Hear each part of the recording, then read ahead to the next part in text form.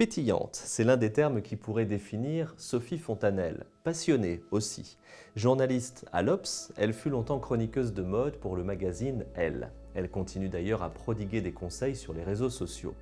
Mais à côté de cette écriture journalistique, Sophie Fontanelle est aussi romancière et sa propre vie a souvent été le prétexte de ses livres. Grandir sur la dépendance de sa mère, l'amour dans la vie des gens sur la désillusion sentimentale, la vocation, d'après l'histoire de sa grand-mère arménienne et couturière qui lui aurait donné le goût de la mode. On se souvient aussi de l'envie sur l'abstinence sexuelle ou encore de l'apparition sur les cheveux blancs. Par l'originalité de son écriture et des sujets qu'elle aborde dans ses livres, des sujets qui s'imposent à elle, comme elle aime à le dire, Sophie Fontanelle tient une place à part dans la longue liste des auteurs français contemporains qui comptent.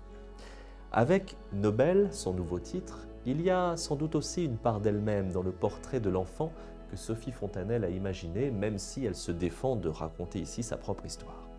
Nous sommes en décembre 2019. Une femme, Annette Comte, reçoit le prix Nobel de littérature à Stockholm. Pour remercier ses pairs lors de son discours d'intronisation, elle choisit de raconter ce qui l'a amenée à l'écriture. Et nous voilà entraînés à l'été 1972 dans une belle maison de vacances à Saint-Paul-de-Vence. La jeune Annette est là avec ses parents et son frère. Pendant que les grands restent des heures autour de la table à discuter, à refaire le monde avec quelques verres de rosé, Annette découvre la vie, la nature, l'insouciance de son âge. Il y a aussi Magnus, qui a le même âge qu'elle et dont elle est secrètement amoureuse. Il y a ce romancier célèbre qui vit à 2 pas de chez elle et qui fascine la gamine. Et puis, il y a ce stylo et ce cahier qu'on lui a offert pour son anniversaire. À travers cette chronique d'un été, Sophie Fontanelle évoque la difficulté de la création, la solitude de l'écriture, la douceur et la violence de l'enfance, l'incompréhension des adultes face à la précocité d'un talent, la place de la femme dans la littérature.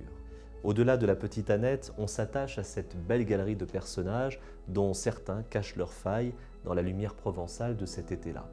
Joliment mélancolique, avec quelques traits d'humour, le nouveau roman de Sophie Fontanelle frappe au cœur. Nobel, c'est le titre, est publié aux éditions Robert Laffont.